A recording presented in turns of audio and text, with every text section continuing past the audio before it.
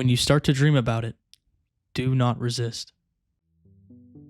That ominous book was found by Rust22Vane, or just Rust, in his single-player Minecraft world.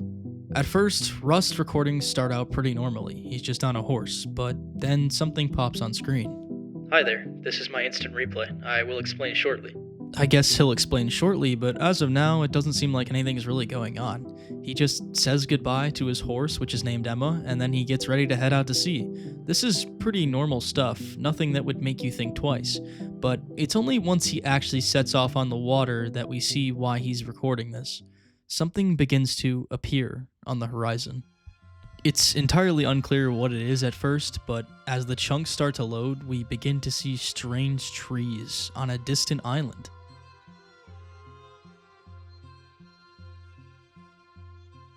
Jutting out from the island's core are what looks like enormous tentacles twisting up through the terrain and toward the sky.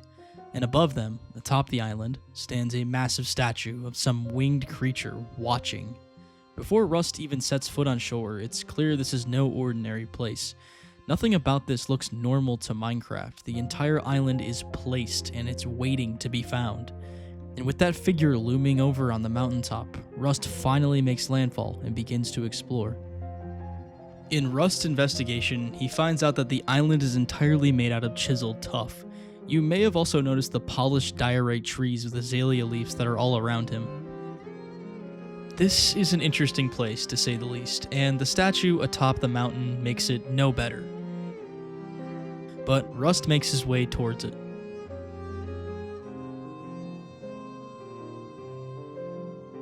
When Rust gets to the top, there's a lectern in the center with a book on it. We'll get to that in a second, but what stands out first is everything around it.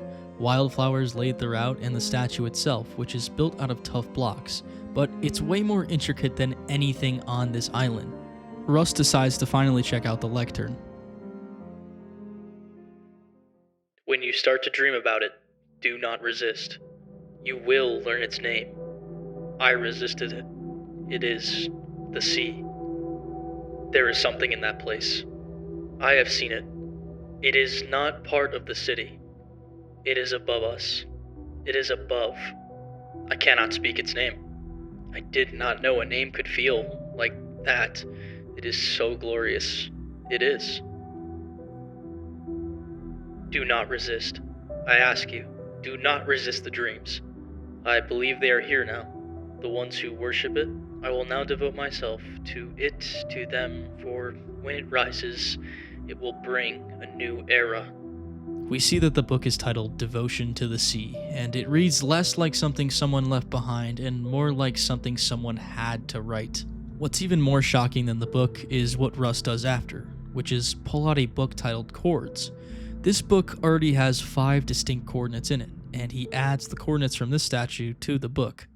The video then fades out, and Rust is somewhere different entirely.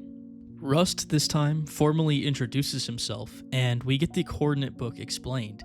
He has been finding statues like this all over his world, and he emphasizes that this isn't a world he downloaded or found, it's a new world he created. He tells us they're usually found around bodies of water, and that they usually have nothing below it like that one did. He says he's going to start documenting this, but he wants to give us some context first on something. He says that the very PC he's playing on was a gift from a relative who unfortunately passed away, but the thing is, he has no idea who said relative is, and his dad just randomly gave it to him. He said it was in excellent condition, so he didn't deny it, but there was a user already logged in on it named Zyorak. Russ says this name means nothing to him, but he tried looking for it online. No dice, he says. This is not a name that exists anywhere. So with all of that, Russ decided to take the PC for himself. With all that being said, Russ decides to dive into the book itself. Rust very specifically highlights the "when you start to dream about it" line. It's like it means something to him. The funny thing is it mentions dreaming, but joke's on you, author. I never dream. Haven't since I was a kid. No, I'm for real. It's a whole thing with my buddies and I at school. That's a very interesting detail about Rust, considering that this book is entirely written around the idea of dreaming. They really want me to not resist the dreams, apparently. No, but seriously, all jokes aside, I think I just downloaded something while grabbing my mods earlier. Oh, okay, I guess that explains it. But Russ says he keeps checking the mods folder and there's nothing in it that would be out of place. At this point, most people would leave the world and never look back, but Rust almost seems like it's drawing him forward, like it's a challenge to find out exactly what this is and document it. So, that's what he sets out to do. He will document them all and he'll keep us updated. I wish what I had to say was that Russ stumbles upon a mod and calls it a day. A fun little adventure, case closed. But based on the way these videos appear on his channel, that's not what this is.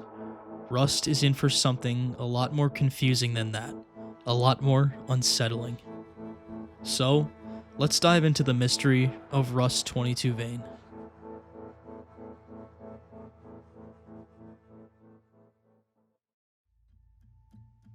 The second video, episode 2 of Weird Statues, opens with Rust riding Emma across the land. We don't really know why he's recording right now, but we know he's snipping an instant replay, so it has to be for something. And nearly instantly, we know why. There's a statue in the center of a village, which is not a body of water if you didn't know. Rust and Emma make their way toward it, but you might immediately notice that there is something off about this particular statue. At the base, where there's typically tuff, there is cobblestone for some reason. But Rust doesn't pay it any mind. He wants to get a closer look at the thing's face. But, yeah, oops. Rust breaks the cobble, and water comes flowing out. Rust decides to drain the whole thing, seeing if it will reveal anything, and almost by accident, he finds a copper chest embedded in the wall.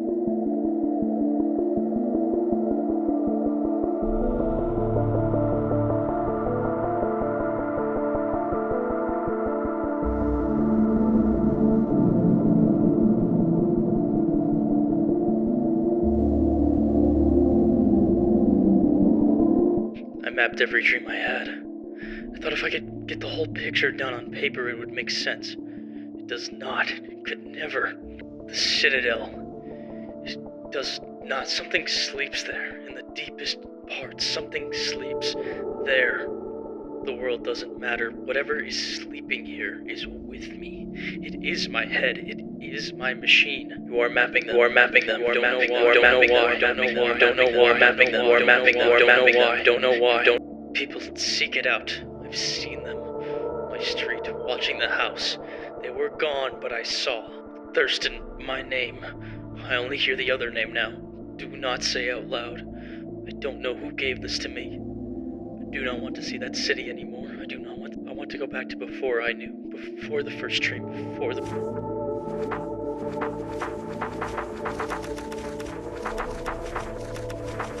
The book is filled with pages. Rust skips through all of them. There's too much to read. It's like someone went mad before they wrote this. What in the hell? Hope you're doing okay. Thurston?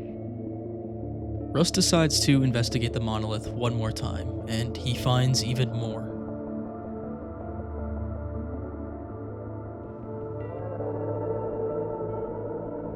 But Rust sort of just disregards this. This seems like a very clear warning from whoever Thurston is, but he just decides to write down the coordinates for the... Wait. There are more coordinates in Rust's book, and they are nearly 3,500 blocks away. Yet, he said he was going to show us every single statue he found. I guess he just forgot to record that one. Anyway, he documents the coordinates for this statue, and then said this is the first find since he started. Something is off here, but we have no time to think about that. Russ tells us he looked for the name Thurston on his computer, and he actually found something. In the crash reports folder for Minecraft, there strangely appears to be a thurston.txt file. The file reads out this. Hello, Thurston. I know you do not know me, but I've heard you're a bright boy. I'm passing away soon, and I've heard you've wanted a good computer for some time now. Luckily, I have the right one just for you. Your grandpa will be giving you this machine tonight. This is for you. Please enjoy. And I'm sorry we never met, but we're family. Always. Russ then says he noticed there were more characters in the character count, so he scrolled down and saw this. It's another message from Thurston, this time warning about reading coordinates from a book in a chest. He says there were people outside last night too, and then repeats his name over and over and over. Rust doesn't know what to make of this, and he just believes someone is messing with him, so he closes the book on this. That moves us on to video 3, which is also titled Weird Statues, and it opens the same way the others do. Rust is on Emma once again, but we don't really know why he's recording. At this point though, we can reasonably assume he's found something again, most likely another statue. Except that assumption doesn't last very long. Rust finds a house in the middle of the woods, and he decides to check it out. There's nothing immediately strange about the space, but once he steps inside, something is clearly off. The interior is mostly empty, with the exception of a few barrels, but there are no signs of life.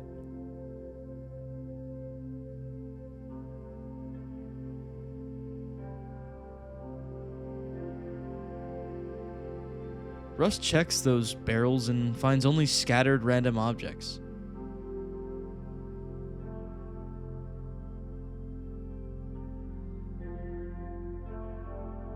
But then he notices something above.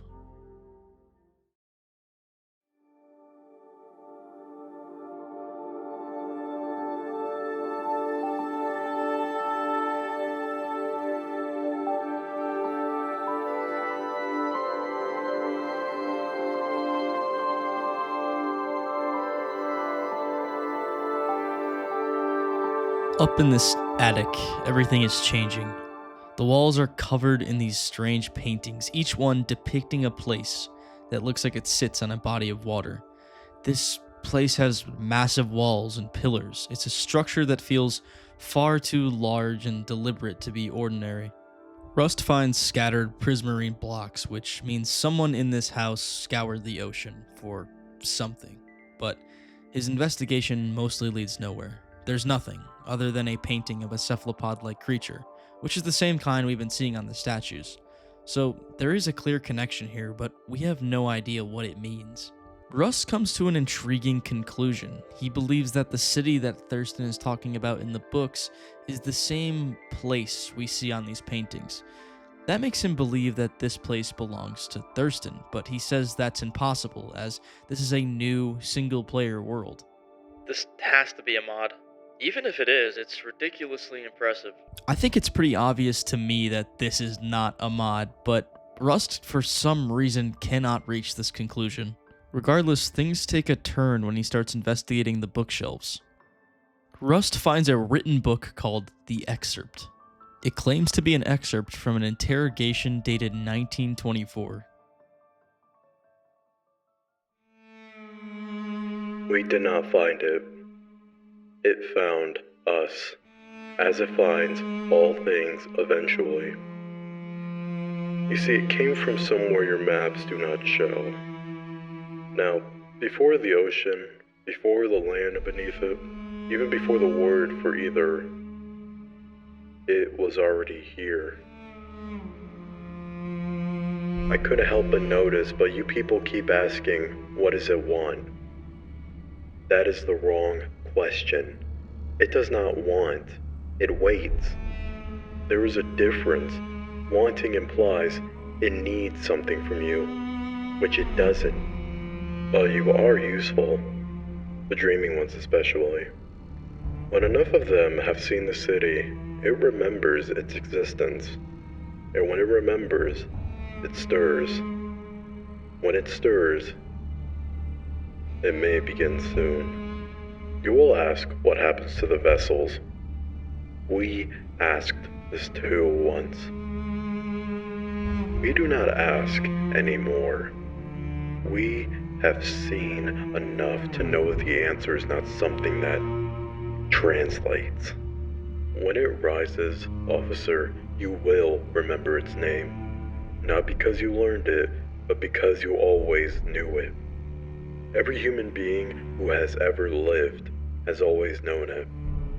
You, however, have simply been choosing to forget it your whole life. The book says that this is from a subject that was arrested for praising an idol in a discreet location.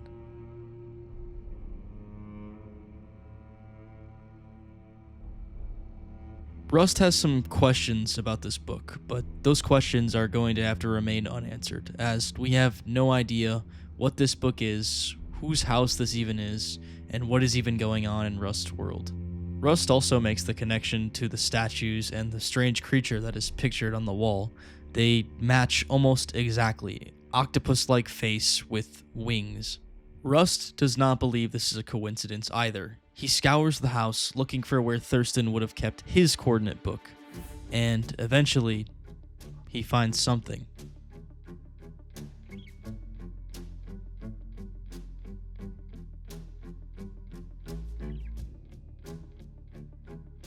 This book is filled to the brim with coordinates, far more coordinates than Rust has ever documented before.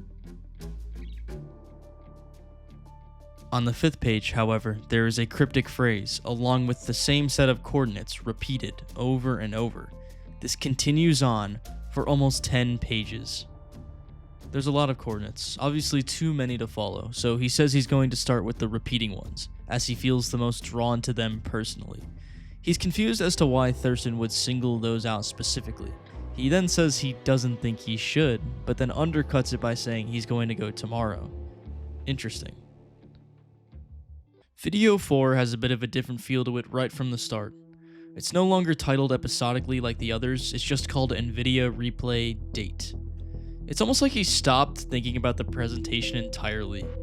And at 52 minutes long, this is by far the longest video he's uploaded.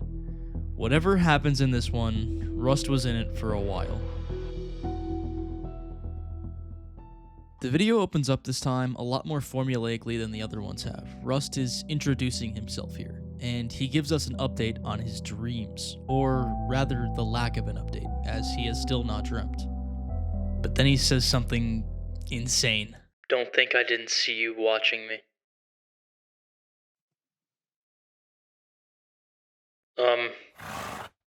I don't know why I typed that. Anyway. I must be missing something because I do not recall anybody watching Rust, and I watched the entire video, so I guess we'll just go back and analyze. On the right side of the screen, in footage I did not show you guys because I skipped through it, there is a red-robed figure standing in the woods, watching Rust.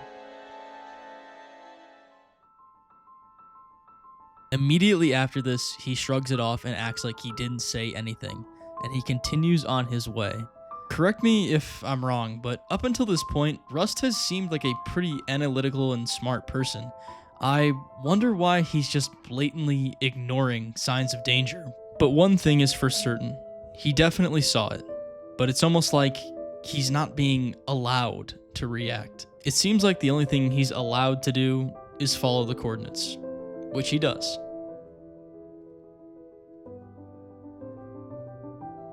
Before Rust can even properly begin on his journey, he's already noticing strange quartz blocks up ahead, misplaced. In front of him, there are 2 white pergolas and 2 sandstone fountains, as well as a hedge fence all the way around. This is not a naturally occurring structure.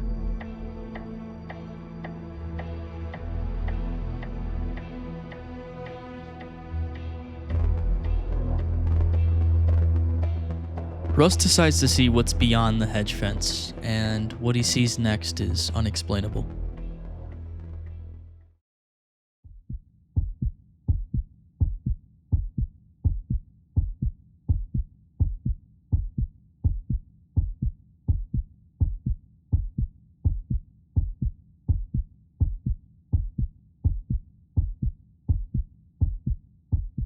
Two red-robed figures, which match the figure that was following Rust in the woods, are at a garden, for whatever reason, in a single-player world once again. Russ decides to go down and investigate, but they are gone. Nowhere to be found, like they vanished into thin air. They're gone. The garden is actually quite serene and beautiful, like it's still being tended to till this day.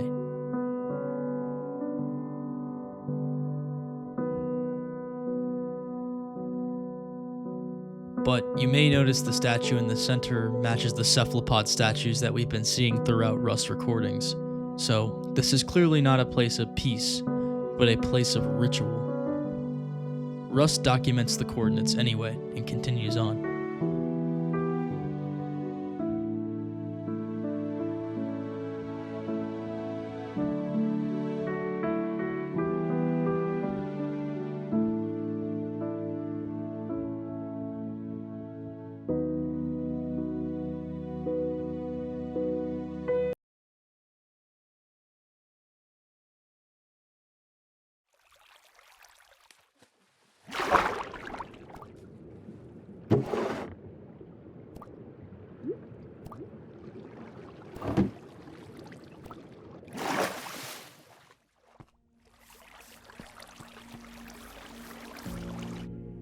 We have been trying to stop this process for 2 years. 2 years. My daughter used to call me every Sunday. She does not call anymore. She does not remember my name. We are not soldiers. We are not equipped for this.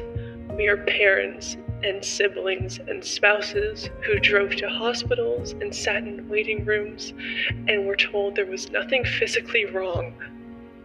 If you are reading this, please. We know you come here. We have watched you walk past us like we were not screaming. We do not know how to kill it.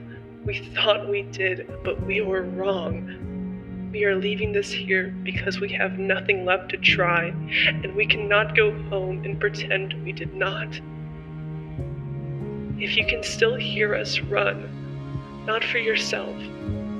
For whoever is waiting for you to call them on Sunday.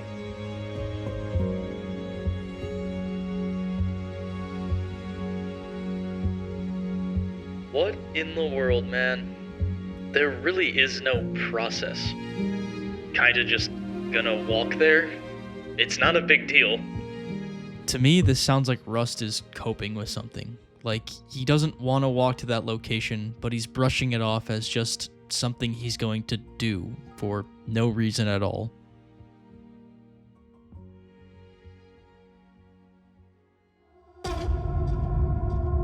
That was undoubtedly a person, more specifically a woman, behind Rust. I saw that. This is a single-player world. Rust types the words, "I should leave," but then deletes them and says, "Okay, let's keep going." Something is clearly steering him away from getting off this game.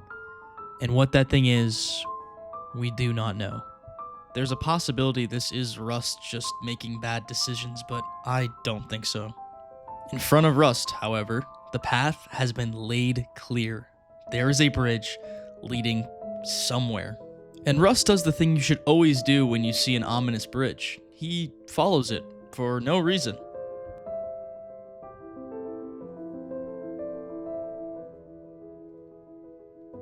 On this bridge, there are several things along the side that are notable. There are more monoliths and even those diorite trees that were on that first island. But Rust, he pays it no mind.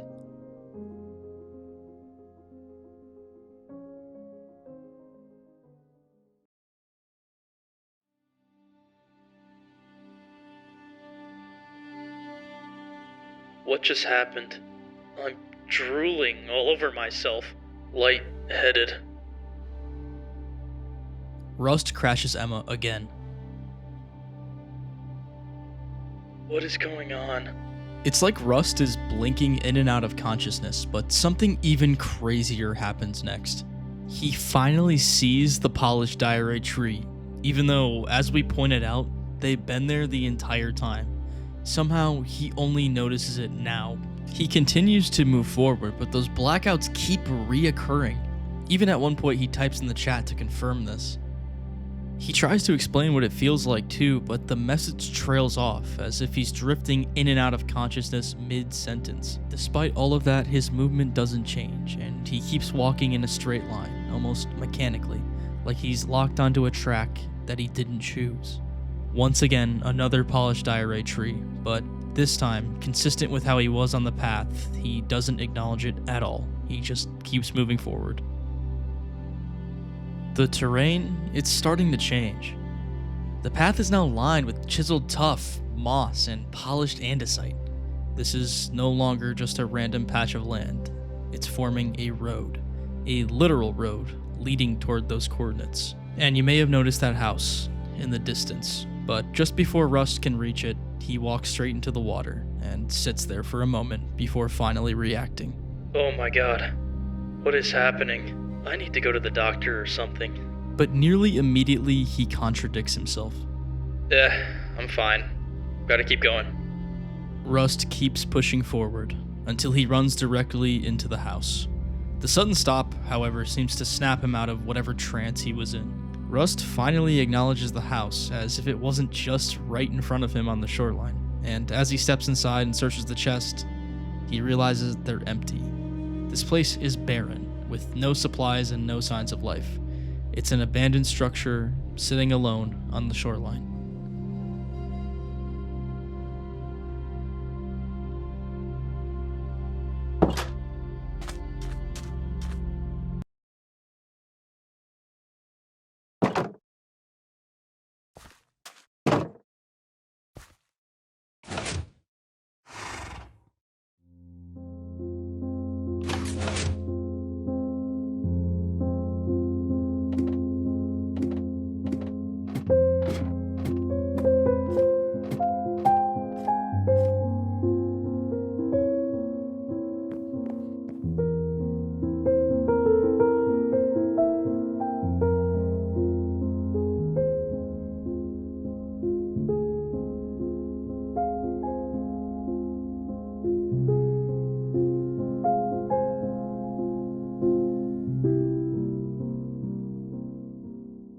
He is an outer god of gates, space, and time, one of the most powerful and enigmatic deities of the great beyond. He is said to be a terrible, self-aware manifestation of the dimension of time, or even the dark tapestry. Unfortunately, he may be worse than our enemy from the sea, but we have no choice. We know he answers to him after decades of research, but I'm not putting this all on a gamble. Well, I guess I am.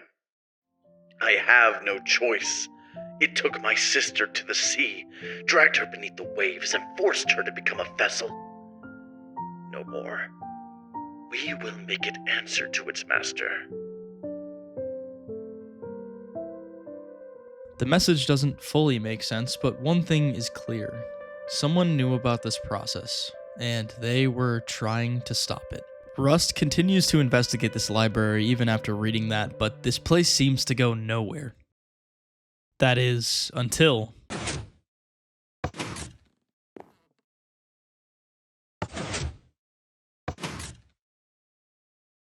Oh.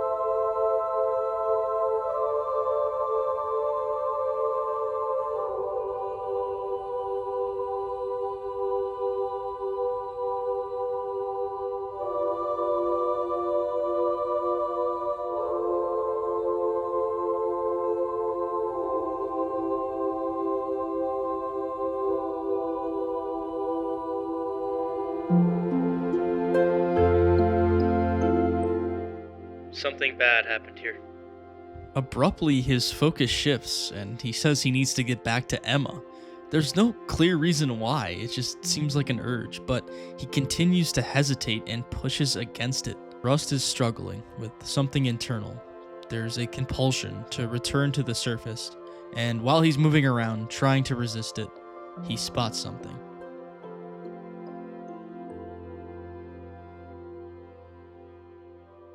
There's another book.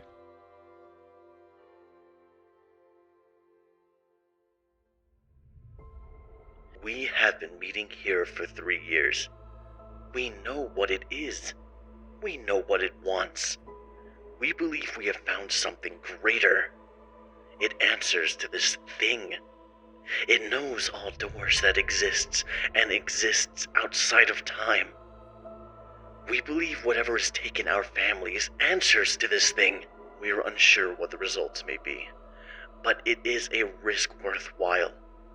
If we can harness it and use it to stop that thing in the ocean, then we can get our families back.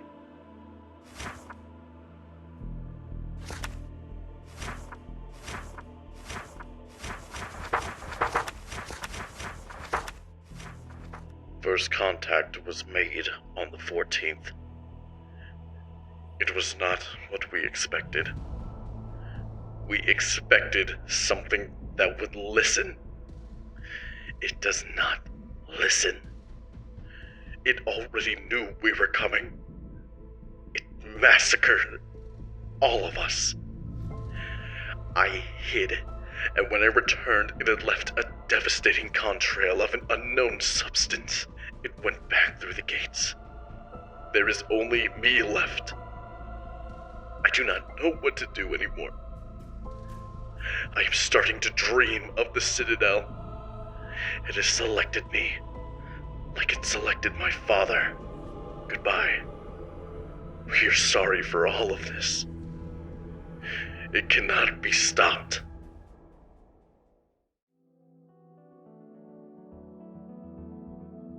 Idiots. Not even family is worth that price. Rust tries to type something else, but stops mid-thought. Whatever control he briefly had is gone. His movement becomes rigid again, and without investigating further, Rust turns and begins walking back toward the surface. This does not feel like natural decision-making. It feels like he's being pulled on a thread. And even when Rust returns to the surface, his behavior is becoming increasingly erratic. He begins spamming coordinates in the chat, wandering into walls, and moving without any direction. It looks like he's fighting something, not physically, but mentally, like he's holding on to himself and failing. And despite all of that, he keeps moving forward. We can see that the biome up ahead has changed, but Rust pays it no mind and begins to drown. Rust is struggling for control, and it's becoming an increasingly harder fight to combat. What is happening to me? Unimportant. I need to get going. Rust is disregarding his own warnings, and he makes his way into the dense biome of polished diorite trees, moss, and tuff. And up ahead of him, there's another monolith. When Rust arrives, he begins documenting the coordinates like he always does, but this time, instead of just writing them down, he adds something else. Your name is Rust. Your mother is dead. Your father is alive. Scream for him.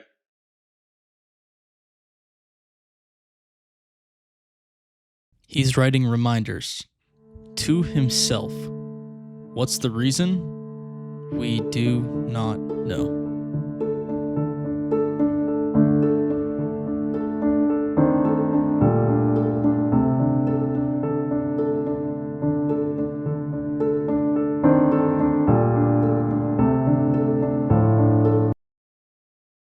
Once again, Rust has run into a house, but this one is made out of tuff, and it seems to match the environment that's all around him.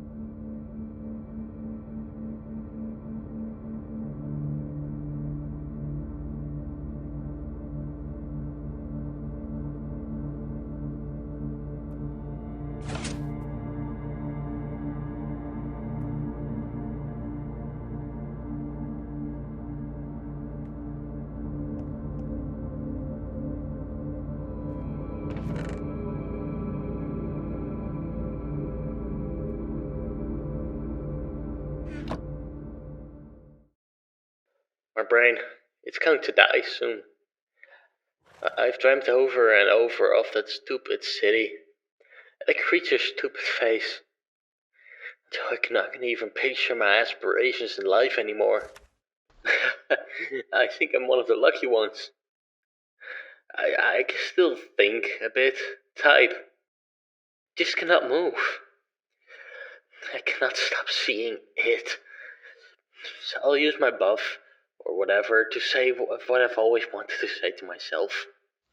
Before I, bucket, kick, the whole thing. You might need to hear it too.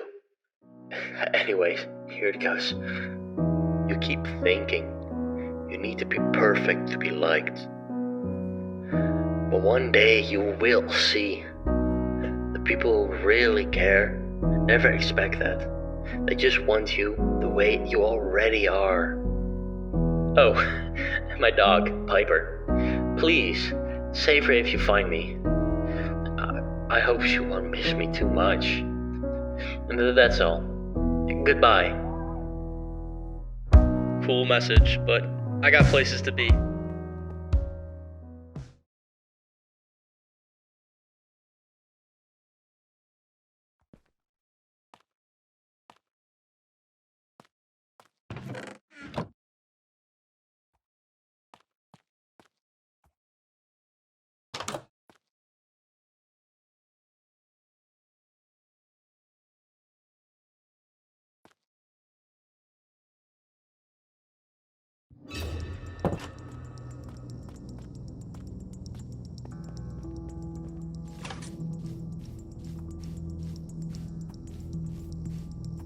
Even after all of that, he returns to Emma and keeps going. He is completely overridden now. Any reaction to danger is dulled.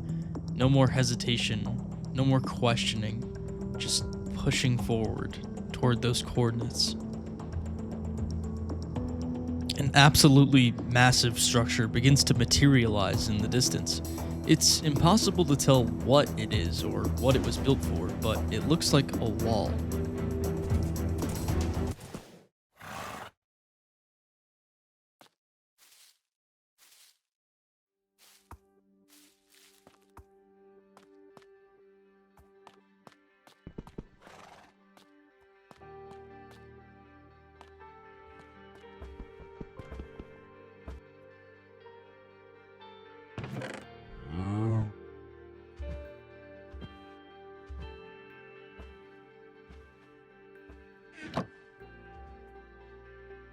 I built this wall as a net. You can snap out of it. Hundreds will run into it, but who will really listen?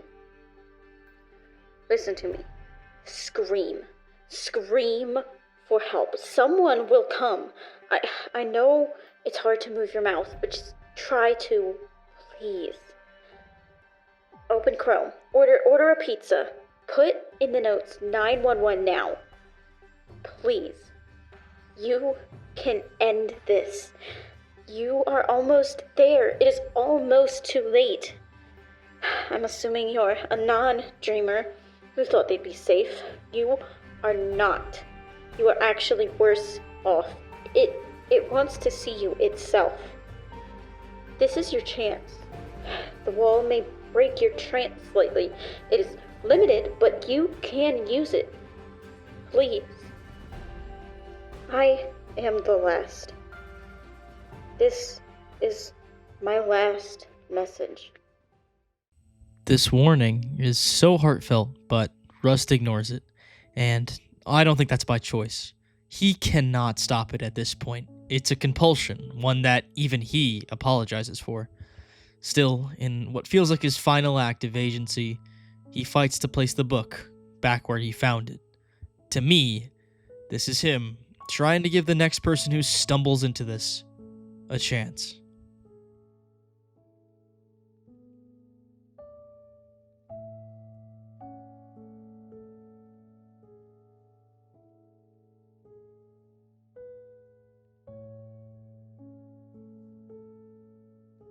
Emma's lead has snapped off, and she wanders away. Emma, Please don't leave me. My whole life I've been alone. I lied earlier. I don't dream, that's true, but I have no friends. It was never a joke with them about me not dreaming.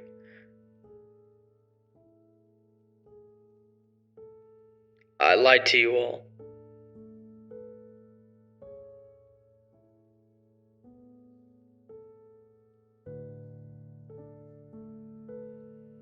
Do I have to go?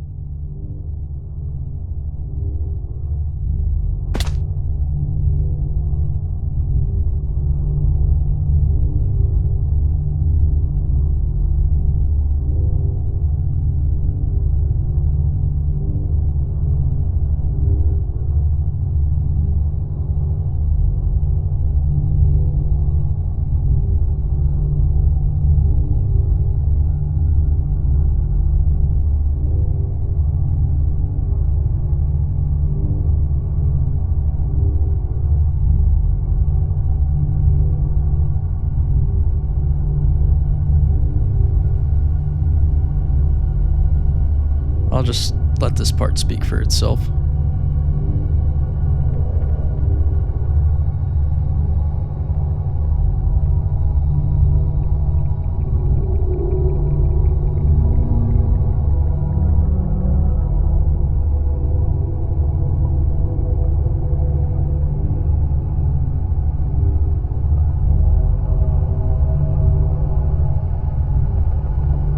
Why?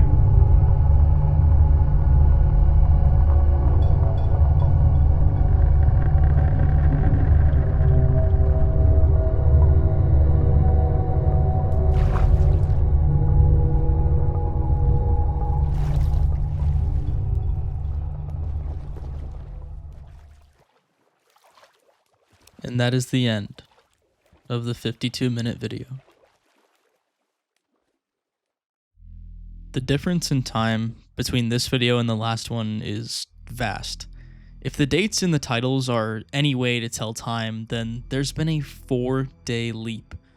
And when you open Rust's final video, he's right where we left off, swimming. We don't even have time to think about how long Rust has been swimming for, as two massive monoliths, parallel, begin to rise out of the ocean. Along with that, there are pillars scattered about.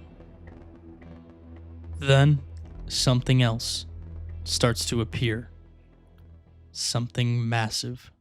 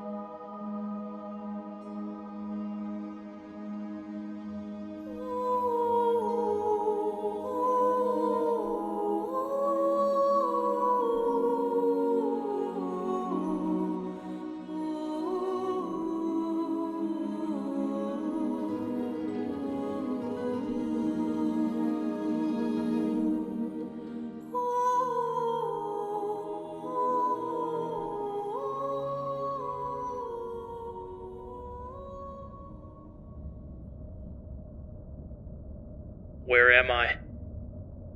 Answer me.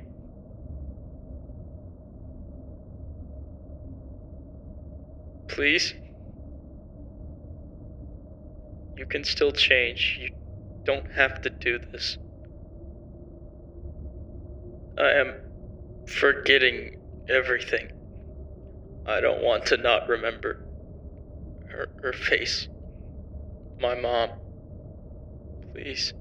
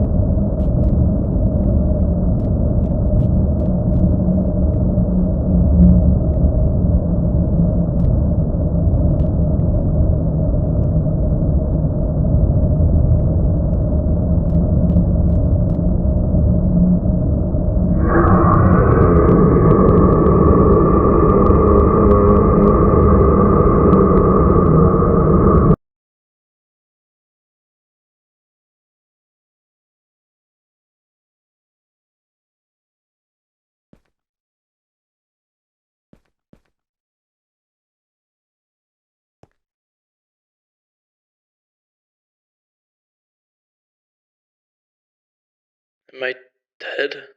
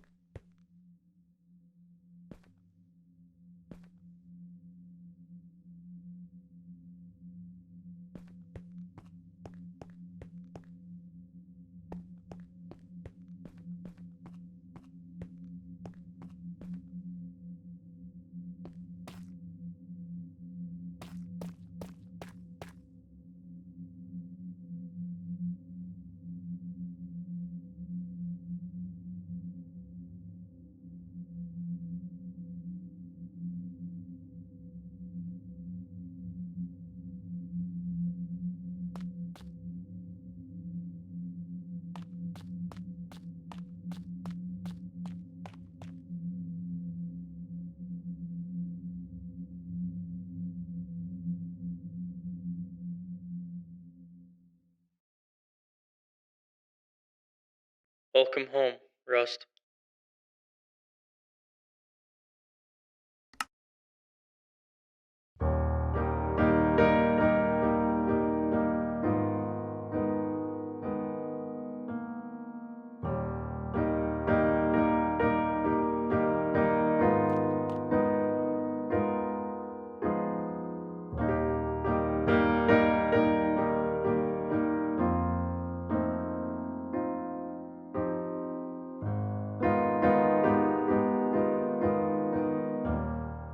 And that is it.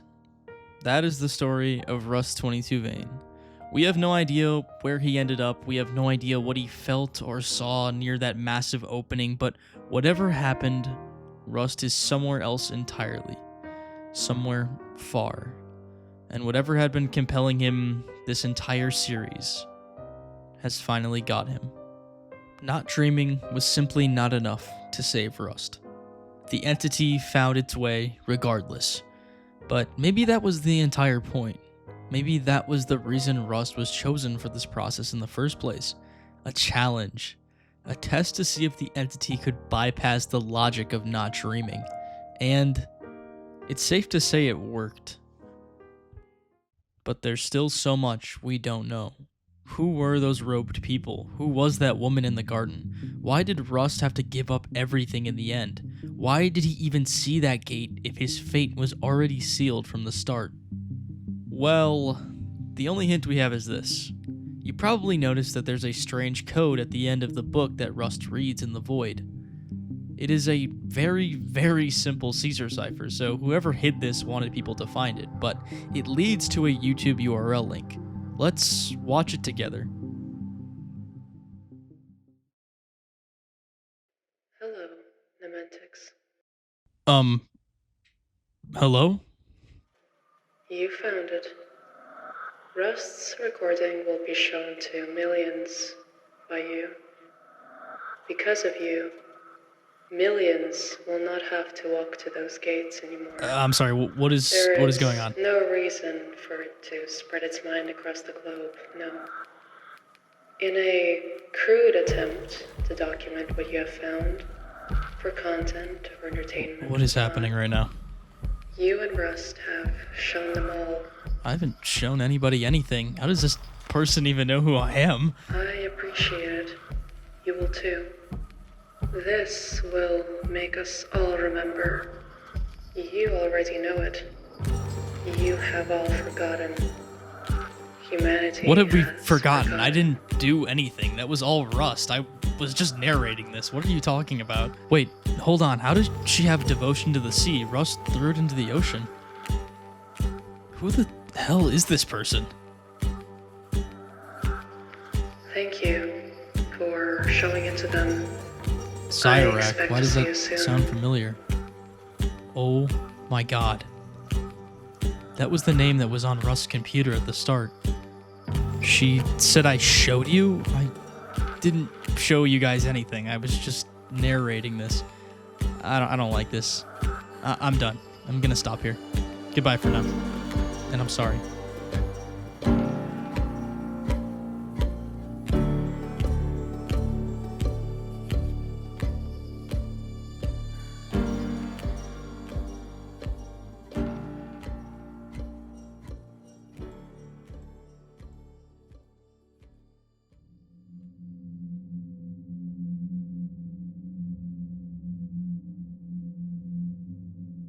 Day 15. I figured out how to upload videos to YouTube. Hopefully this works. I won't be able to tell, but if you can see this, I am still alive. So I guess, in the case it does work, I'll update you. I can't feel my body anymore. It's like I'm experiencing this game from the first person. My entire consciousness, somehow, is inside my character. The funny thing is, I always sort of pictured myself as this stupid character. I guess be careful what you wish for. I hope my dad doesn't find me and think I'm dead. If you're seeing this, Dad, I am alive, and I'm coming home. Do not bury me. Not yet. I will try to find a way out of here. I will wake up. I will avenge Emma, and I will find whoever did this to me. That woman in the garden? It had to be her. She was unlike any of the other cultists. I don't know who you are, but I think I know your name, Zyorak. I will be seeing you soon, and I will make sure this process ends. I will find a way. Now that I'm finally thinking clearly again, I will find a way. Whoever is watching this, if it even uploads, let the world know I will be back. I've never been good at much in life, but all of this has made me believe. Believe I can. Do this. A's book helped me too. Thank you, A. I will find you. And Thurston. Goodbye, for now. I will try my best. R.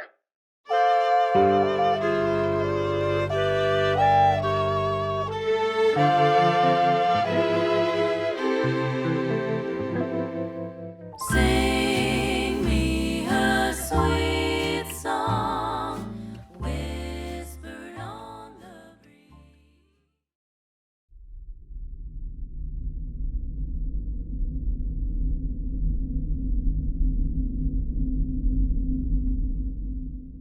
Rust has been on this void island for an ungodly amount of time.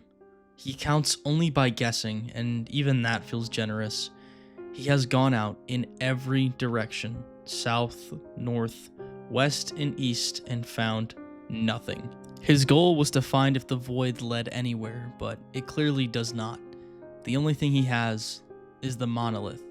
He hasn't ventured inside it yet, and that is the final plan before he gives up and jumps into the void. I may die. A risk I'm willing to accept to escape this hell. Better hope there's something, or this will be it. So Rust prepares to bare fist mine to the center of the monolith, just to see if there's any answers. He mines for quite a long time, until he finally sees something.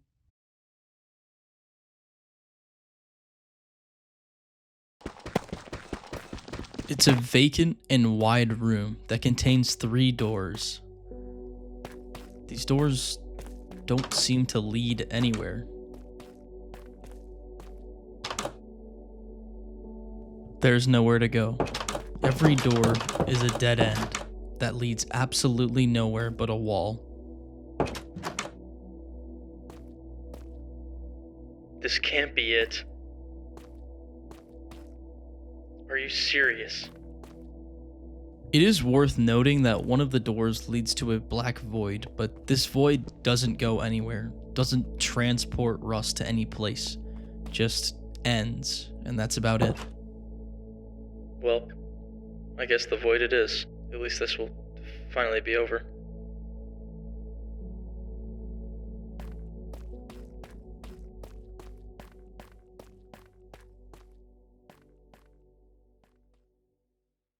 Dad, if you are seeing this, I'm sorry. I couldn't control myself, it grabbed onto me and didn't let go until it had me. I am so sorry you have to deal with another major death in your life, all because I made a horrible choice. I am so sorry. Mom, I hope you can read this in some cosmic way. I love you so much, and I'm sorry for what I did to Dad. But I hope, if this does kill me, I'll be with you again. Emma, you're not even real. I don't even know why I'm typing this. But thank you for giving me the strength and the hope to persevere through that painstaking walk to that damned place. To A and Thurston, I am sorry I was a moron who couldn't stop this process. Your warnings should have led me to the truth. Instead, I was too weak to resist its control. To the woman in the garden, whatever your name may be, you won. Congrats. I hope you and the sea thingy enjoy the new era of the earth or whatever propaganda you were pushing. Goodbye forever. Russell. Rust is ready to jump into the void and see what's awaiting him within it. Whether something is in it or not is none of his concern. Rust?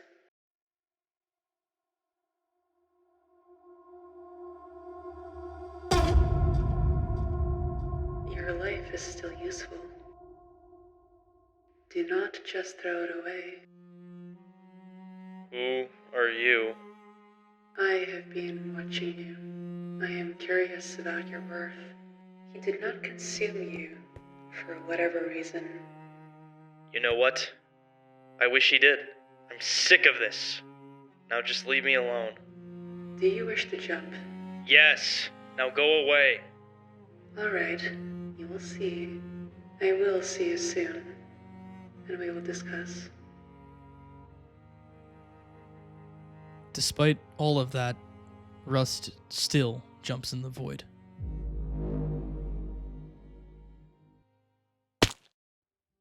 The void did have something in it.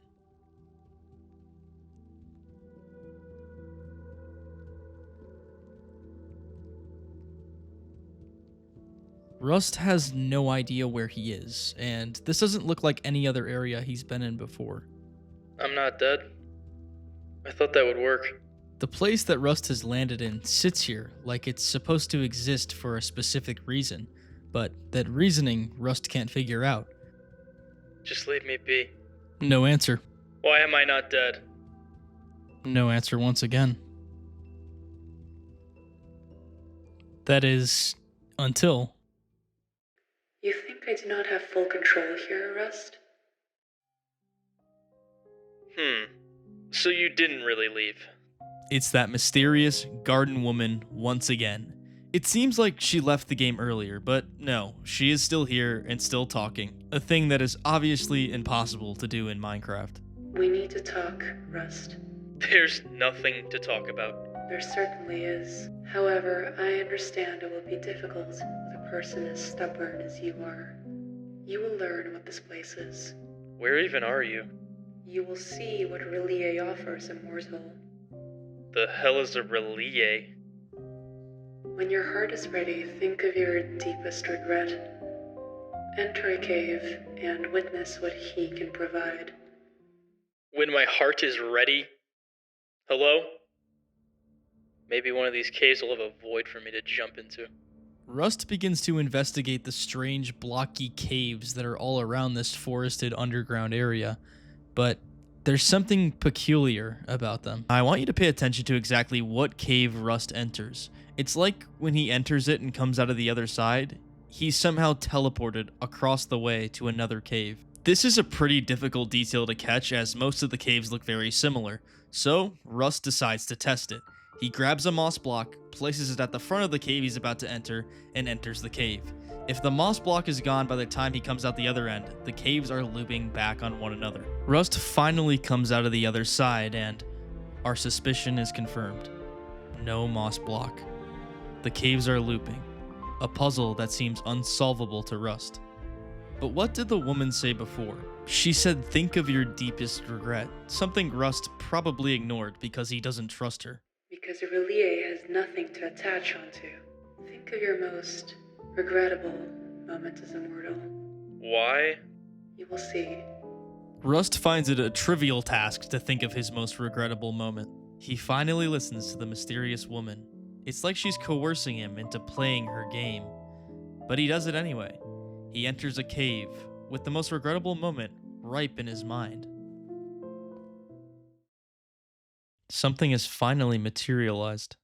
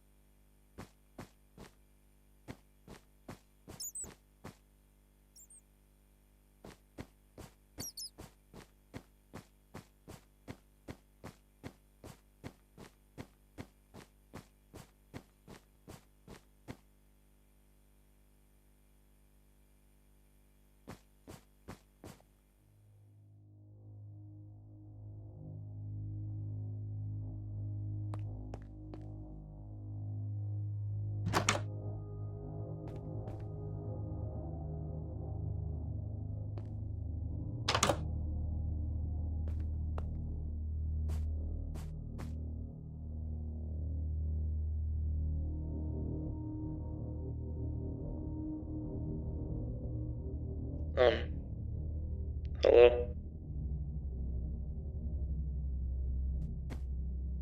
Rust picks up a book, grimly titled Marilyn Vane's Final Words. How the hell do you know her name? We can only assume Marilyn is Rust's mother. I do not. He does. Relie does. He finally decides to open the book, and inside is his mother's final words, and then a time of death, including a date. Rust, you think he wants you to suffer. He does not. He wants to take that all away. Pain, sorrow, regret. The things that keep us small. They trap us mortals in moments that have already passed. Relie and him remove those things. Not by erasing us, but by bringing us into something bigger than ourselves. Imagine this, Rust. No more quiet dinners with your father. No more stinging pain from the lack of your mother's presence. No nothing. No pain. No attachment. no death. We will unite into him as one, as we become all there is, one unified being. There it is. Zyorak's plan is to unify every single human being across the planet into one mind, and then merge it with the one below the ocean. How do you even know what she said? I didn't even know those words. It was a letter Marilyn intended to give you before she passed. Unfortunately, you were not there to ever receive said letter. To me, it's painfully obvious what she's doing here. She's trying to manipulate his mother's last words against him and somehow use him as a tool in this process. And it seems like Rust is falling for it. He highlights her words, painfully feeling what she said that day, a message he was, for whatever reason, unable to read in the moment. Am I still alive in the real world? Not that it matters, Rust, but yes. You are currently in the ICU being treated for a coma and head trauma. The doctors will not find anything. And that is okay. Alright. I get it now. What does it need me for? I knew the Caves of Reflection would show you.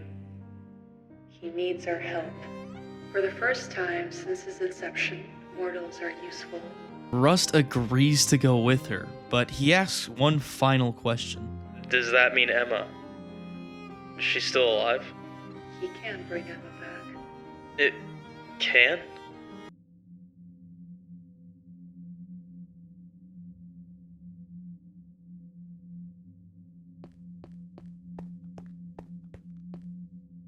He's back on the Void Island. No. Dear God, no. How am I back here? No, no, no. Where did you go? Please don't leave me here, not again. He has suddenly been transported back to the center monolith, the maddening island from the beginning, for no reason. But suddenly...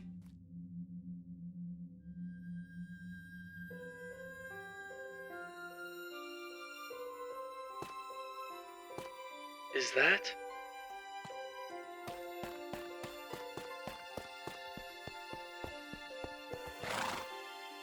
Emma, the titular horse that helped Rust across his first world, is back.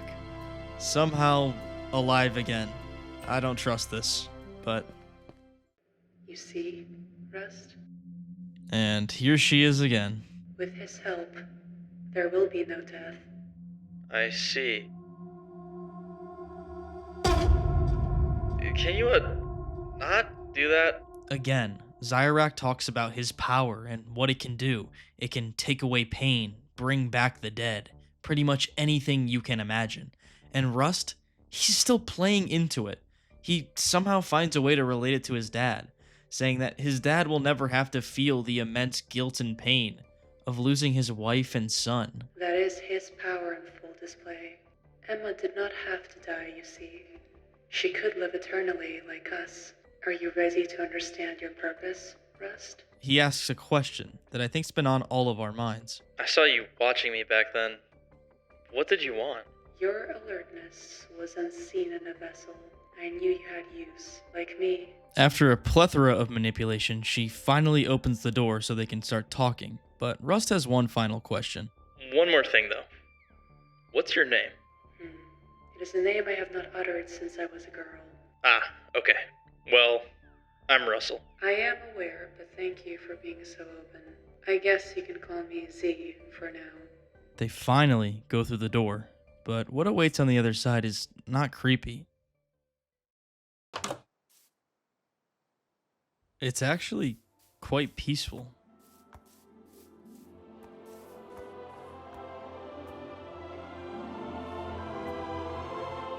Rust has arrived in some seaside kingdom that looks like it at one point had many inhabitants.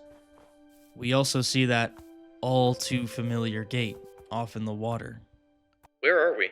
Along with many miracles, Relie has the ability to access memories and transform them into something tangible. So this is your memory. Not exactly. More like a place for my memories. Why this place specifically? Does it bring you comfort? I see your error. I am beyond such human emotions now. They continue to talk for a bit, then eventually head into the kingdom. And inside, it's massive, beautiful, but filled with red-robed cultists.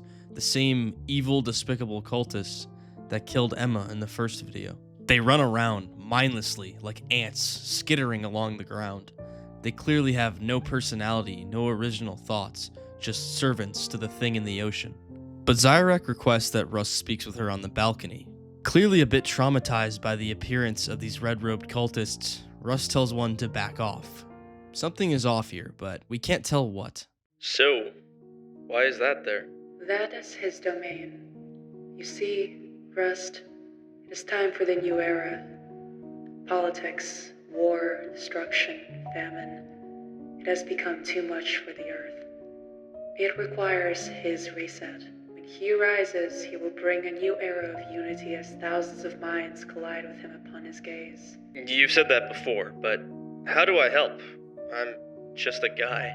You are not, Rust. You survived the process and recorded it all. Those recordings were destined to reach an individual who would document them for entertainment. And that did happen. You recorded the gates. Thousands of people saw them.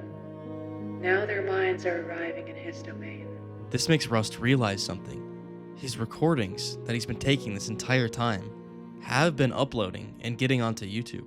However, while this was the plan, it is hurting him. There are too many minds resisting his unification.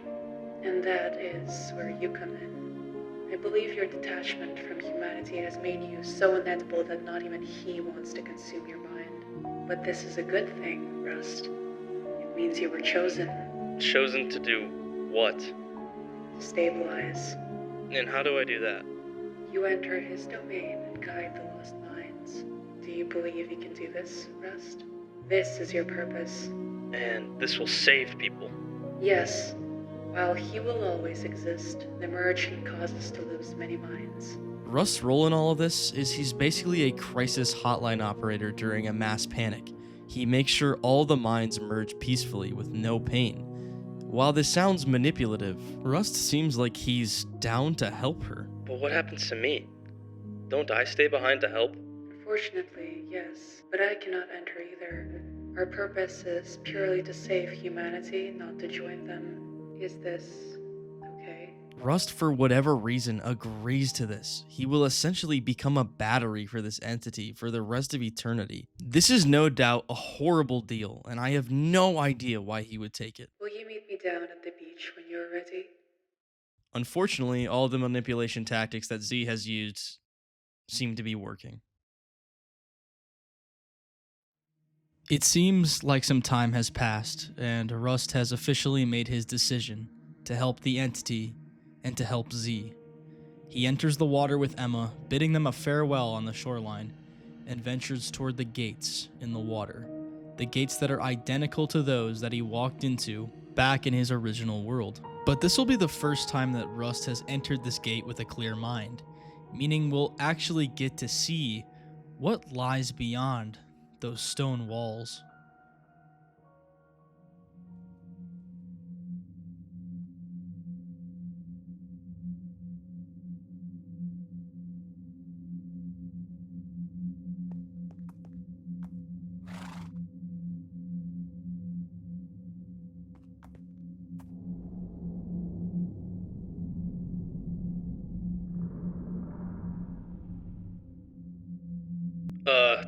Hi.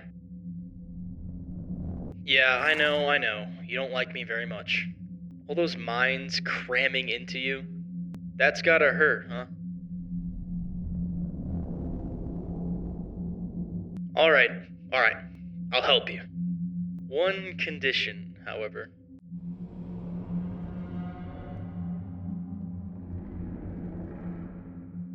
So I take it you don't typically make deals?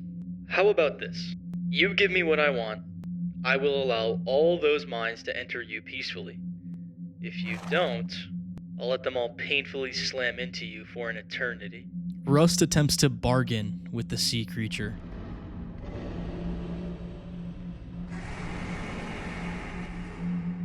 Your question may be, what exactly does he want? Give me the girl with the name Z's memories. You don't really have a choice here. He continues to attempt to bargain with this entity, but most rational people would understand this is a death sentence. However, Rust is right. He does have leverage here. The entity needs him to help the merging process begin. So with no other choice, a door is revealed. A door that supposedly leads to Z's memories. I'll be back. Don't worry. I guess the thing I'm most confused about is it really did seem like Rust was fully convinced by Z's plan.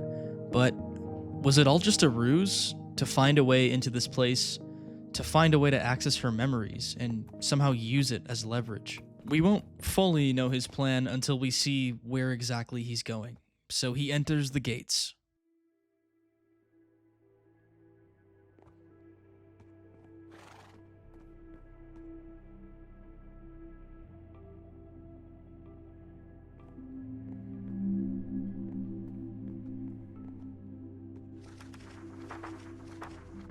And it's here where we finally start to understand what exactly Rust's plan is. I'm gonna be quiet now. I'm glad my recordings are getting out. If you see this, hi. Was my acting good? Yes, Rust, your acting was good. You even had me convinced that you were on the side of Z, but I guess his plan the whole time was to gather intel and then find a way to escape this place using leverage from Z's memories. She can hear me here, I think. We aren't in that gate anymore. I have to talk through here. But on the surface, this doesn't really seem to be Z's memories. It's just a library. But that all changes when Rust finds a small room off to the right.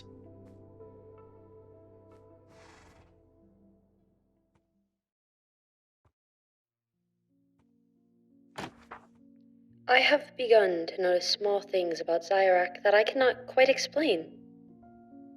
She is still kind, still gentle, but there are moments where she pauses, as if she's listening to something that we cannot hear, watching something that we cannot see.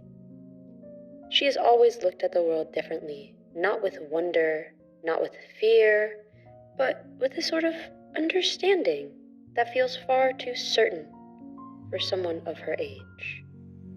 She is still my fair daughter. I chalk it up to her seeing things beyond what others do, because of her beautiful mind.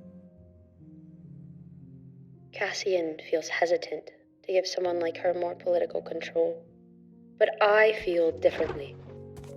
I believe in my daughter's abilities. She will lead our kingdom like my mother did and her mother before her. I trust her. This book is undoubtedly strange. It calls Zyorak a princess, someone who is meant to lead a kingdom, not just a Minecraft player or a cultist, but a real princess who was born to lead. Rust finally puts the pieces together. Z is Zyorak, a detail we have known for a while, but something Rust had to piece together himself. But again, this book opens so many questions. It makes Zyorak seem like she's something far bigger than we initially thought. A person with a real history, a real background, and a kingdom she was supposed to lead. But Rust has no time to think about that. Something is up ahead.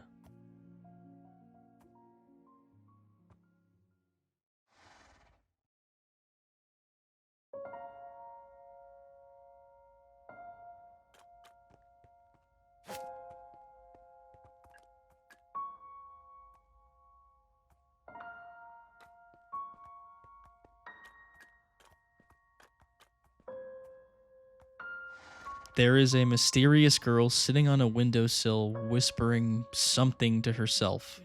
Something we can't understand. Yes. Yes, I understand.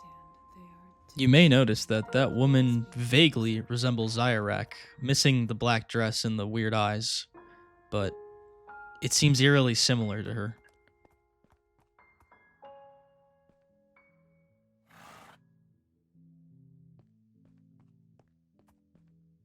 But now, suddenly, Rust is in a wine cellar, of all places. This memory is just taking him all over the place, but maybe it has a reason. There are player tags above Rust that read out Zyra Cresselia, Queen Seraphine, and King Cassian. Names that sound eerily similar to the ones that were in the book. Using context clues, we can infer that Seraphine and Cassian are Zyorak's parents, and whoever Zyra is must also be Zyorak. How many names does this girl have? The cellar seems mostly empty though, and just seems to be a place beneath whatever is above Rust, playing soft piano music. But the player tags continue to sit there idly, like they're waiting for something to cue.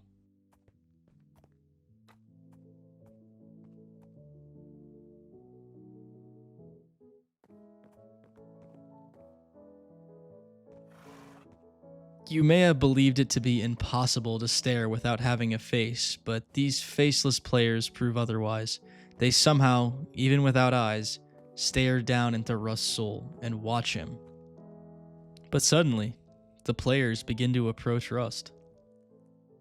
Ladies and gentlemen, tonight I stand before you to grant the highest honor I can give, not as a king, but as a father. My daughter Zyra, or as you know her, Zyorak, she has proven herself beyond strength, beyond wisdom. She sees what others cannot, a future greater than the world we know. Because of that, I have no doubt. From this day forward, she will not stand behind me, but beside me. Rise, Princess Zyorak! The future of this kingdom is yours! Hello, everybody. My entire life, I've wished to stand by my mother and father's side as they rule our beautiful kingdom. My father, our king, taught me how to function with bureaucracy and how to rule fairly. I am forever grateful to my loving father. However, I owe everything to my mother. She taught me everything I know about being a great woman and how to treat all of you with fairness and love so that we prosper as a kingdom, how to stand up for myself and others, and how to be the best princess I can be for all of my people. Thank you, Mom. I love you. With that being said, I am so grateful to all of you for treating me with kindness and respect. My whole life I have wanted this position simply to help all of you. I hope I can merge you all together as one tonight. Tonight, you will see him. Are you feeling all right? Yes, Father, I'm feeling just fine. He has arrived.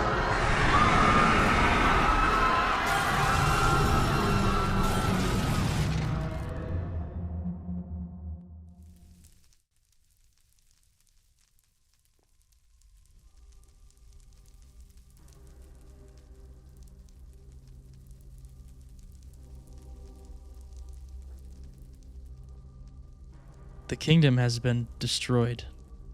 Zyorak has sacrificed her people to the sea entity, a puzzle that Rust puts together. We have just witnessed why Zyorak does the things she does.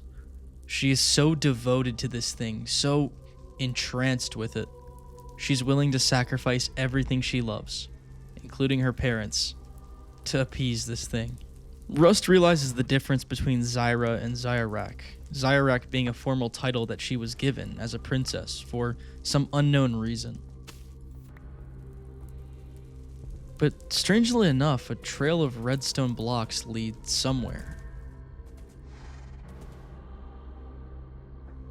But the kingdom, the same exact kingdom that Zyorak currently lives in a memory of, is obliterated. Reduced to ash, it seems. But the trail of redstone blocks doesn't stop. It continues to lead somewhere, and Rust continues to follow it. The memory she lives in is a memory of this kingdom. It has to mean something to her. It has to.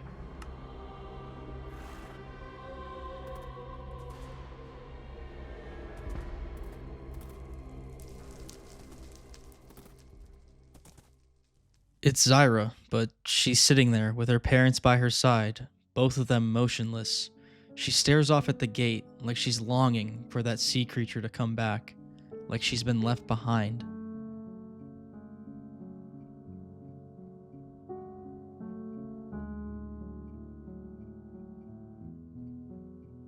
Rust, what are you doing here?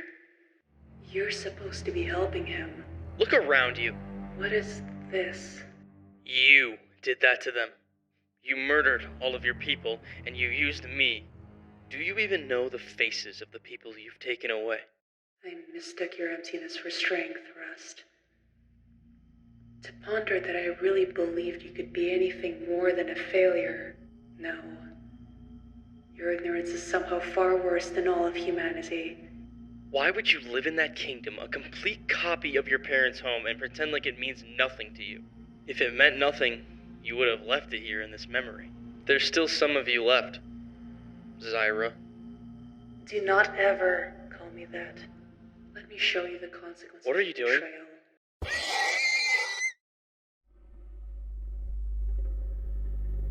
Relie's ability to give is balanced by its ability to take away. She's just back at the Void Island. Right? This is the consequences of your actions. You will rot below the city when you could have been above.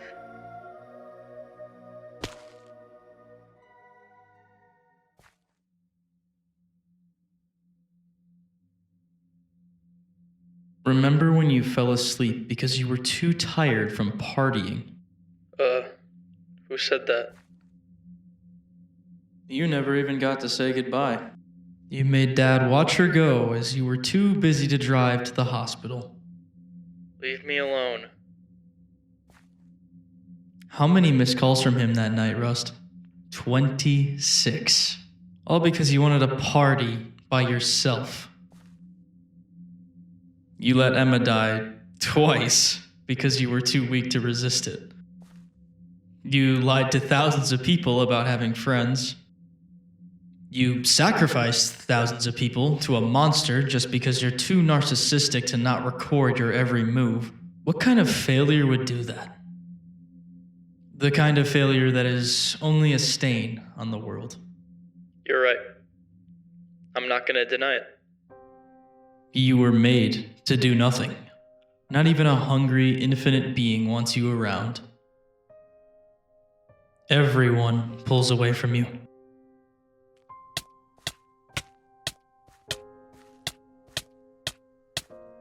But suddenly, on the horizon, there appears to be a player, and it's not a Rust clone, it's another player, named Adrien the Lost. Follow me, quick!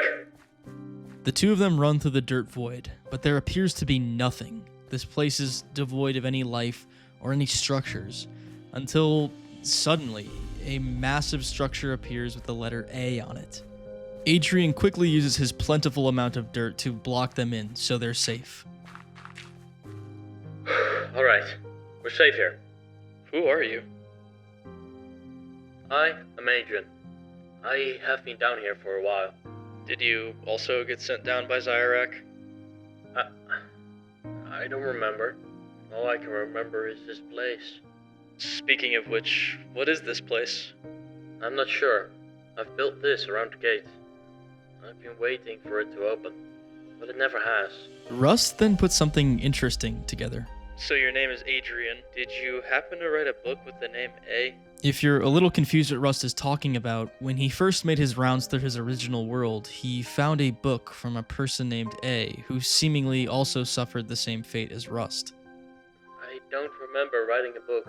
But this doesn't appear to be the same A. They may both have a name that starts with the letter A, but that doesn't mean they're the same person. But Rust says something that jogs Adrien's memory. You had the dog named Piper? I mean, maybe it's a different A, but... Wait, what? How do you know about my dog? That confirms it. Adrien the Lost is A from the original world. Rust and him are two sides of the same coin. Two people who walked through the process and got discarded. But I haven't even addressed the elephant in the room. The gate in front of Rust and Adrien appears to be the exact same gate from the library in both of their original worlds. This door looks familiar. Did you also go to that library? What library? Rust finally notices the similarities, but he also notices something else. In the center of Adrien's Dirt Kingdom, there appears to be a rune. The exact same rune that was in that library. Rust, I do not know how you remember that. I can't even think clearly. Do you still hear that creature's name? Yes. So I guess she threw you down here because you were too broken to fix. But then Rust devises a plan. This might be a gamble, but those people in the library used this rune to open that gate. So maybe we can recreate the rune, and it'll open. Do you think that will work? There is a detail Rust is leaving out. If you don't remember, the people who opened that gate all got massacred. Only one sole survivor survived the attack. Can she really not hear us down here? I don't think so. She never comes down to check on me. Well, do you want to try it? It is risky, but we have no other choice. So Rust and Adrien recreate the rune, block by block, making sure it matches the exact sigil on the ground. She told me I'm still alive. How about you? I'm not sure. The rune is really taking shape, and it's all thanks to them working together. Thank you for your book, by the way. What did I write in it? You said something about how people just want you the way you are. I think that really carried me forward. My sister used to say that to me. Well, she was a smart person. But with all the chit-chat aside, it's go time. The final block is ready to be placed.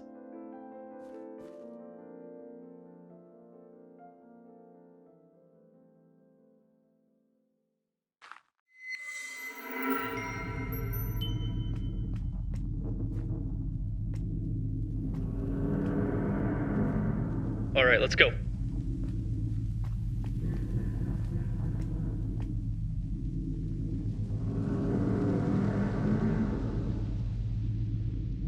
You gotta go home, man.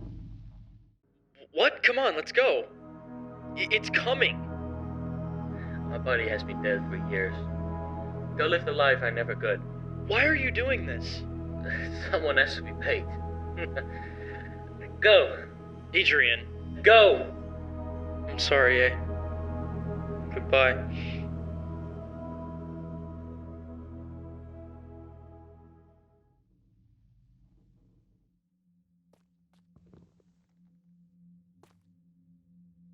Adrien? Just another person, dead because of me. Adrien is gone, sealed behind the gate, and Rust is stuck in an infinite pillar void filled with gates.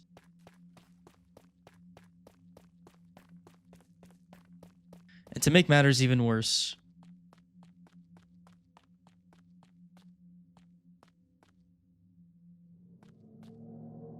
whatever they summoned is coming back for him. So he runs, passing some familiar gates, trying to make it to the very end gate, the one that matches the library.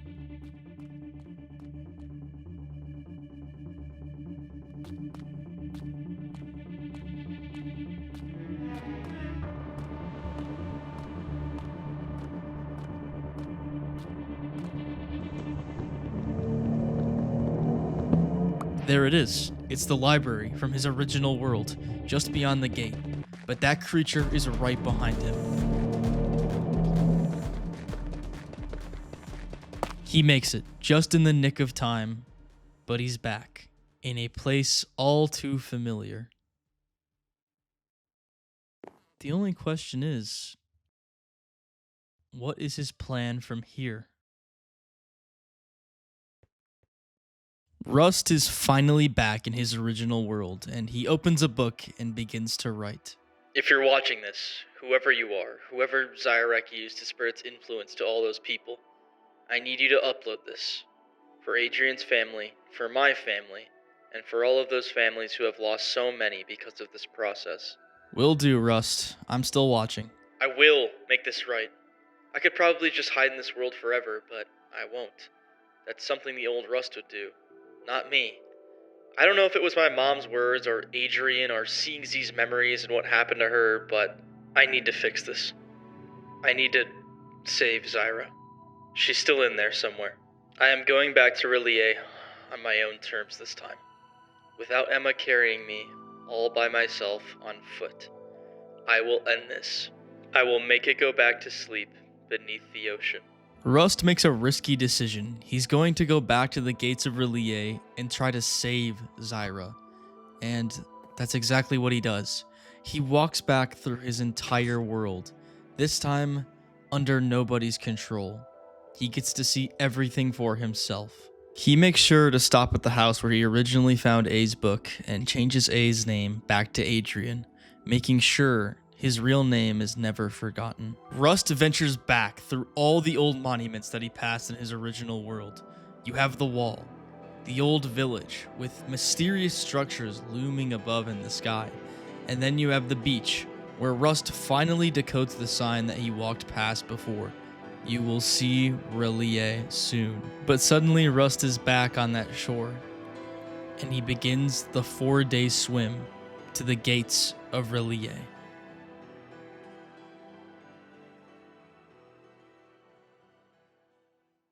Here we are, everybody. We have finally made it to the final video on Rust22Vane's channel. This is where we learn if Rust officially escaped or if he was trapped in Relie forever.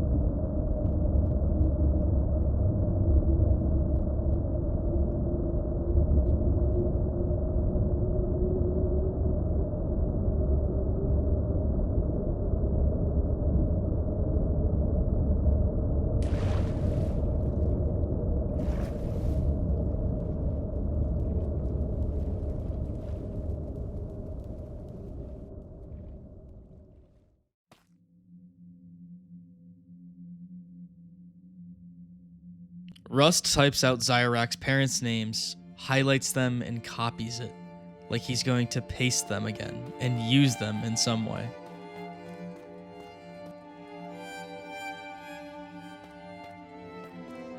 He's back in that strange void with that strange structure in the center, and there's a path of light leading back to that gate where Zyorak's memories were.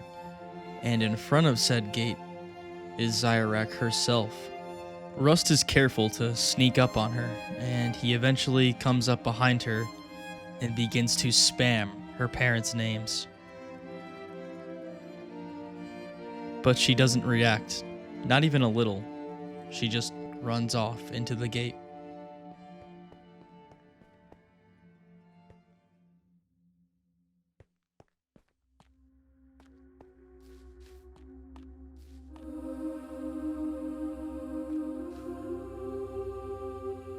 Zyra?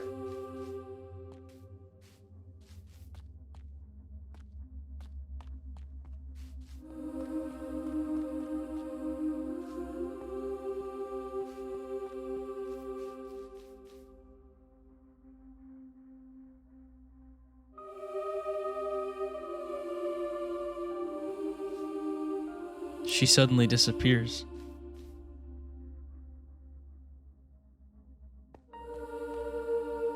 Rust tries to get her to come back, but she doesn't reply. He even uses the same trick from earlier, and nothing happens. He's just inside this massive, spiraling, glowing cave. But why is Zyra running? What is bothering her, and why was she looking at that "Who am I?" glowing message? She's clearly going through some inner turmoil.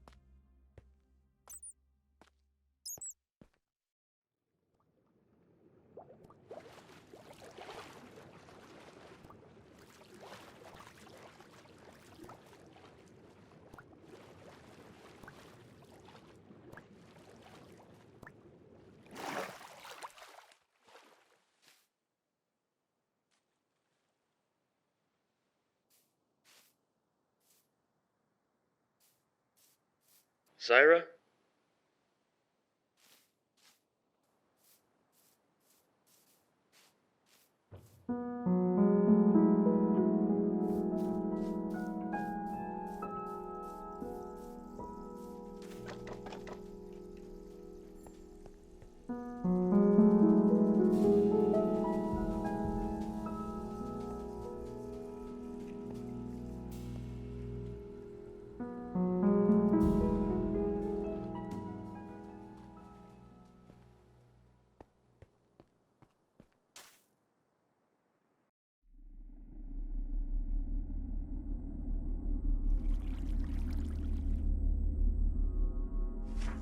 Zyorak, can you hear the tides flee? The world you know is a collection of fractured pieces drifting further into the dark. You see it, don't you? The separation, the pain, the rot of the surface. You were born to lead, but humanity is built on fragility. I offer you a kingdom that will never crumble, a unity that defies death itself. You and I are not so different. I believe humans are too separate too. This has to change now. Humanity is a collection of tragedies. You live, you love, you lose, and then you spend 60 years grieving for a person who was only a shadow to begin with. It is a cruel way to exist, to be a single fragile point of consciousness in a vast, dark ocean. My plan is simple. I do not wish to burn your world, I wish to incorporate it. When I rise, I will not be a monster to fear. Far from it. I will be the unifying force that brings skittering little humans together into one. They will gaze into my eyes and feel the full force of the universe. This is good. The transformation begins now. Your parents will forget you. Your name will be scrubbed from the ledgers of the living. You are no longer a person, Zyra. You are my gateway.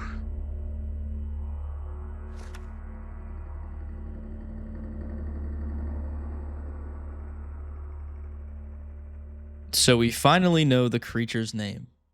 Cthulhu. But Zyra is still nowhere to be found. And it seems like Rust is at a dead end.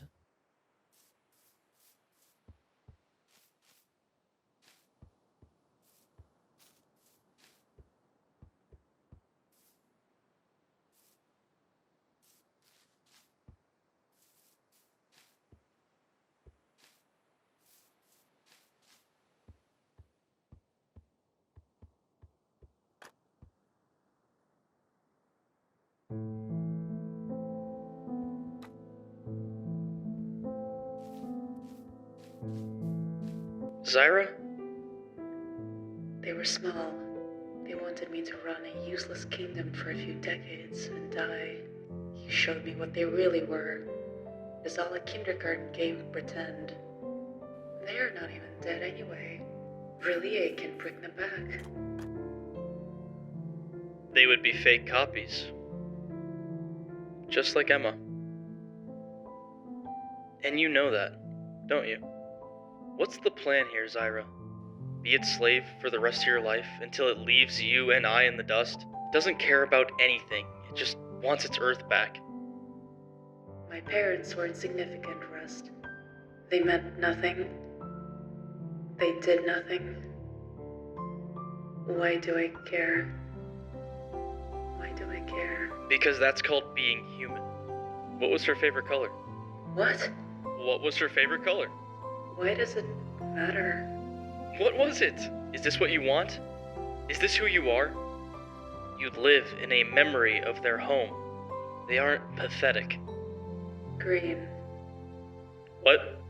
My mother enjoyed the color green. It's why my dress was also green. Rust. He is getting very angry with me. He's coming.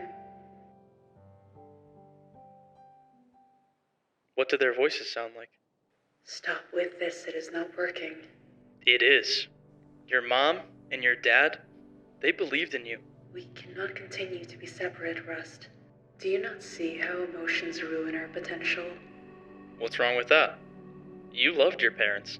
Please, stop speaking. I've said Zyra hundreds of times now.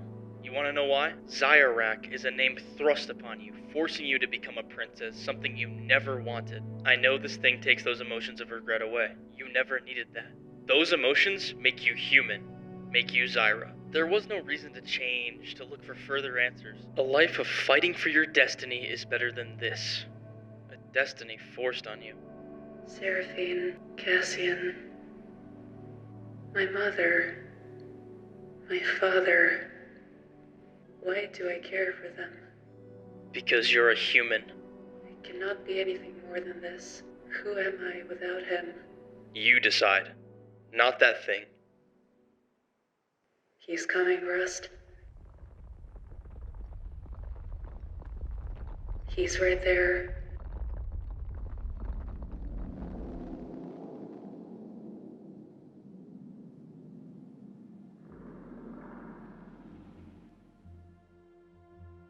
Zyra, this thing is going to kill us. You better snap out of it. Can I ever recover from what I've done? I believe it. That thing does not define you. It will not listen, Rust. It never has. It needs us. It may act high and mighty, but it's a worm. It can't wake up without us. It can't dream without us. It can't exist without us. It's not too late to stop this. I cannot. Try. I have tried. Try a little harder. Make it go back to sleep.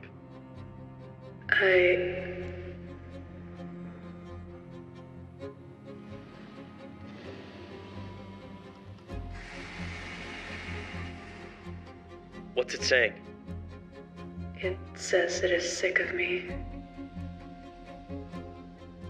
Put it down.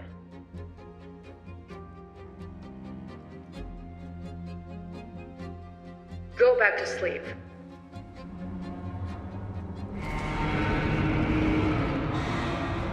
Go back or you will never awake again. I am leaving. So go back and wait for another like me to come. Release those minds. I am no longer your slave. You've needed me ever since I was a girl. That ends today. What is it saying? Useless. I will find another. It will not be long before I reclaim my world. It also said I cannot leave this place. Is it leaving?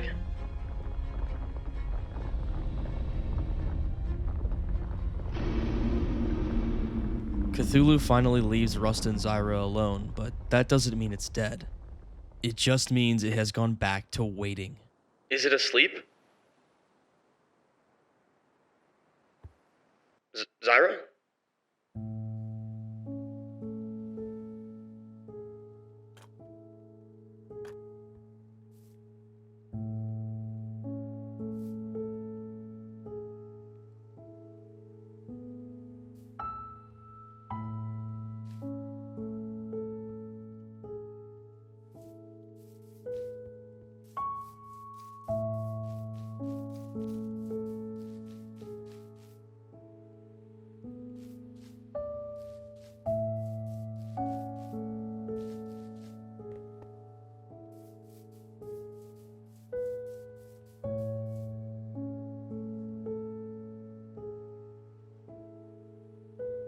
Is it asleep again? I believe so. I did not think that would work. You freed yourself, Zyra. No, Russell, you freed me. You allowed me to remember who they were to me. It's time to start leading your own life. Ready to go back to Earth? Rust, I have been dead for thousands of years. My body is dust under a kingdom that does not exist anymore. It is time for you to go home. I can go home? Are you ready? But, Zyra... I have been given too many chances. Zyra, I can't just let you die. You never even got a life to live. A choice to be who you wanted to be. So, do it for me. Live your life. Do not regret anything. Do not be afraid to fail, Russell. Make your mother proud of the child she raised. Something I could not do. I'll try. I will stay and make sure he is gone and that all the minds have returned to their bodies. When you are ready, go to the gate. It will send you back to your body. This goes back home? Say hello to your father for me. Your parents would be proud of you. Goodbye, Z. Goodbye, Russell.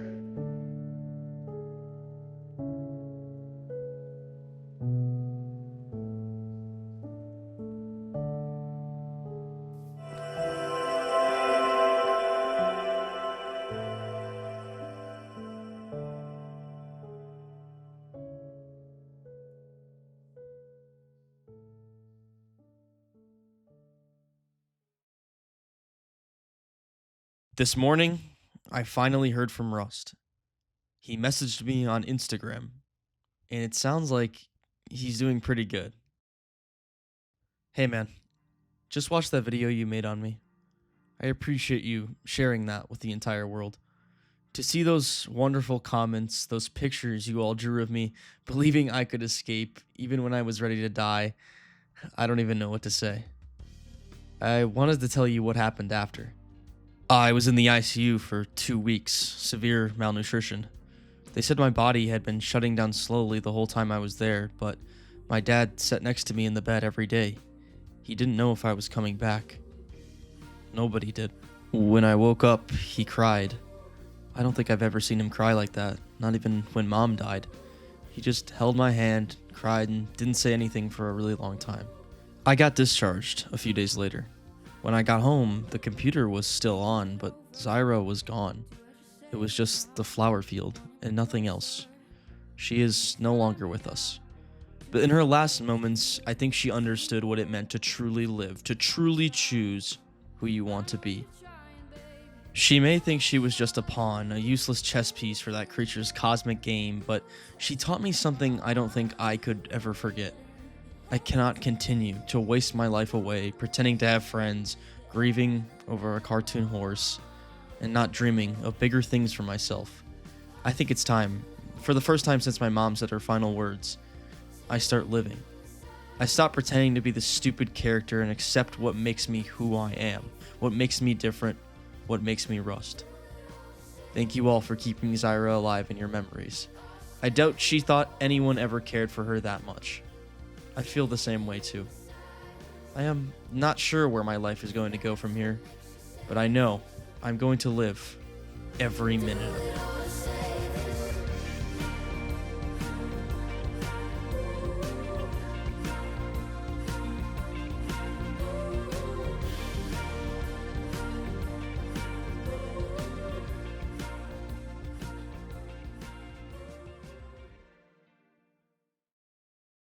Hello, everybody. If you stayed till the end, I really appreciate it. I think this is the first time since the first video I made that I ever genuinely spoke into the mic instead of just reading off a script that I wrote. But I wanted to tell you how thankful I am for how far we've gotten on this journey. I still have that screenshot from the first day where I have 25 subscribers, and thinking that the Agamemnon video would just go absolutely nowhere, and even saying it now is bringing tears to my eyes. I just could never have imagined building such an amazing community with all of you, and I don't even know what to say. I hope I don't disappoint you in the future with what's coming up next, and don't worry, there's plenty to come, but I didn't really script this part. I just wanted to say something to thank all of you. So with that being said, please expect more, and thank you for watching to the end. This was such a fantastic series to make, and I owe it all to all of you. So thank you, and goodbye.